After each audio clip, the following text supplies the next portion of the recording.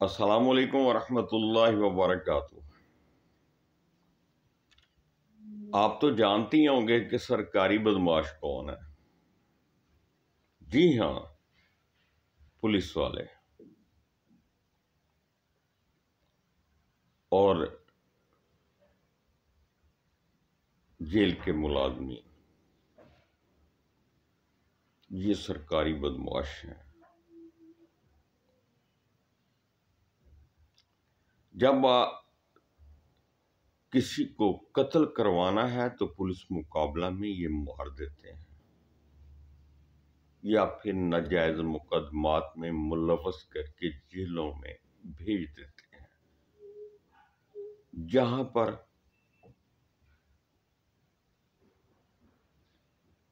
Jail والے ملازمین آگے حکومت وقت کے کہنے پر ان کے ساتھ وہ سلوک کرتے ہیں کہ انسانیت کانپ اٹھتی ہے۔ مجھے یاد ہے، مجھ پہ جب دوہرے قتل کا مقدمہ بنا، بے گناہی ثابت کی گئی، مگر انہوں نے اس کو تسلیم کرنے سے انکار کر دیا، اور باقاعدہ اس وقت کے ایس ایچ او نے مجھے یہ بات کہی، ہم جانتے ہیں کہ تم بے گناہ ہو، لیکن اس کے باوجود ہمارے پاس یہ طاقت ہے، یہ پاور ہے، یہ اختیار ہے کہ ہم تمہیں گناہگار لکھنے لگے ہیں، اور اس میں یہ جواز رکھا جائے گا کہ قتل تم نے ہی کیے ہیں، اور اسلحہ ہم اس لیے برآمد نہیں کر پائے کہ تو نے اسے دریابرد کر دیا ہے۔ اتنا بڑا بلیم اور کسی کو قتل جیسے سنگین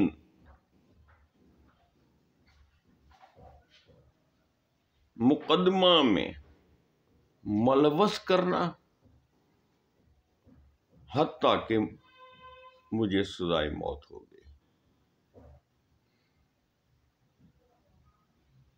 بہرحال اس کے بعد یہ تو ایک لمبی کہانی ہے، نہ تو عدالتوں میں سنوائی ہوئی، نہ عدالتوں نے انصاف مہیا کیا۔ اس دور میں بھی جج بکتے تھے، آج بھی بکتے ہیں۔ اس دور میں بھی انصاف بکتا تھا، آج بھی بک رہا ہے۔ تھانے میں دے دلا کے اگر آپ چھوٹ گئے تو سمجھ لو آپ بچ گئے، وگرنہ عدالتیں آپ کو رلا دیں گی، آپ کو ایسی پریشانیوں سے دوچار ہونا پڑے گا کہ آپ کا گھرانہ تباہ و برباد ہو جائے گا۔ اور اگر آپ نے رشوت دے دی، بے شک آپ بے گناہ ہیں، آپ کو اپنے بے گناہ ہوتے ہوئے بھی رشوت دینا پڑے گی، اپنا حق حاصل کرنے کے لیے بھی آپ کو پیسے دینے پڑیں گے، اپنا حق خریدنا ہوگا۔ ہمارے سامنے دو ایسی مثالیں ہیں کہ جیل خانہ سے پولیس تفتیش کے لیے ملزم کو لے کے جاتی ہے، اور راستے میں پولیس مقابلہ بنا کے اس کو ہلاک کر دیتی ہے۔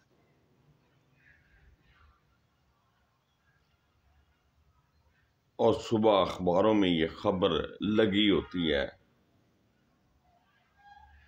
کہ جناب پولیس مقابلہ ہوا اور اس میں جو ہے نا اس نے بھاگنے کی کوشش کی یا اس کے ساتھیوں نے اس کو چھڑانے کی کوشش کی، جس کے نتیجے میں وہ ہلاک ہو گیا، یا جی وہ اپنے ہی ساتھیوں کی گولیوں سے ہلاک ہوا۔ اس طرح کے ڈرامے رچائے جاتے ہیں۔ ایسا ایسا بلنڈر بولا، جھوٹ بولا جاتا ہے کہ جس کو کیا کہتے ہیں، پاؤں ہی نہیں ہوتے، اور کوئی پوچھنے والا نہیں ہے۔ آپ پولیس گردی کے خلاف، ان کے خلاف شکایت کر کے دیکھیں، آپ کا جینا دھوبر کر دیا جائے گا جب تک آپ صلح نامہ نہیں کریں گے۔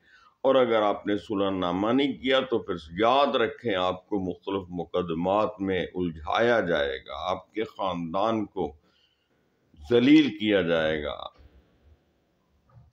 اگر آپ غریب ہیں یا متوسط طبقے سے تعلق رکھتے ہیں،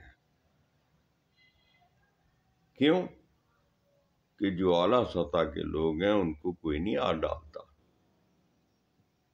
کیونکہ ان کی اپروچ ہوتی ہے، ان کے پاس روپیہ پیسہ جو ہے وہ پانی کی طرح چلتا ہے جو انہوں نے ناجائز کمایا ہوتا ہے۔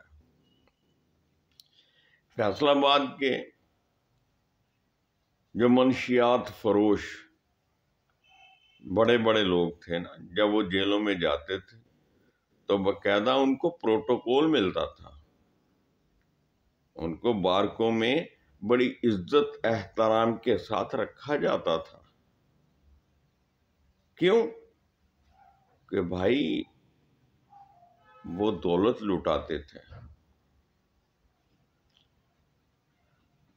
میرے پاس ثبوت ہیں، بغیر ثبوت کی بات نہیں کر رہا۔ اب تو وہ ثبوت بھی مٹتے جا رہے ہیں۔ کیوں؟ گواہانی ثبوت ہوتے ہیں تو وہ اس دنیا سے رخصت کچھ ہو چکے ہیں اور کچھ ہو رہے ہیں۔ یہ ہے ہماری پولیس جو بغیر قانون کی دھجیاں بکھیرتی ہوئی، بغیر کسی اجازت نامے کے، بغیر کسی وارنٹ کے جس گھر میں چاہیں داخل ہو جائیں اور ان کو پوچھنے والا نہیں ہے۔ ان کے خلاف اگر آپ نے کمپلینٹ کی تو محکمہ زیادہ سے زیادہ ان کو معطل کر دیتا ہے اور لائن حاضر کر دیتا ہے، جناب ان کو یہ کر دیا، وہ کر دیا۔ بس یہ کاغذی اور زبانی کارروائیاں ہوتی ہیں جو آپ کو دلاسا دینے کے لیے ہوتی ہیں، لیکن وہی لوگ پھر بحال بھی ہوتے ہیں اور اعلیٰ منصب تک ان کی رسائی بھی ہوتی ہے اور وہ ترقیاں بھی کرتے ہیں۔ وہ جو کل ظلم و جبر کر رہا تھا ASI، وہ انسپیکٹر بنتا ہے، سب انسپیکٹر بنتا ہے، انسپیکٹر بنتا ہے، اس کے بعد وہ DSP اور SP کے عہدے سے ریٹائر ہوتے ہیں۔ یہ لوگ اجازت چاہوں گا، یہ ہے معاشرے کی ایک چھوٹی سی تصویر آپ کو دکھائی ہے کہ اس میں کوئی شک نہیں کہ یہ سرکاری لٹیرے ہیں، سرکاری بدماش ہیں۔ فی امان اللہ۔ اپنا خیال رکھیے گا، دعاؤں میں یاد رکھیے گا۔ نماز مغرب کا وقت ہوا چاہتا ہے، اجازت چاہوں گا۔ فی امان اللہ۔ اللہ حافظ۔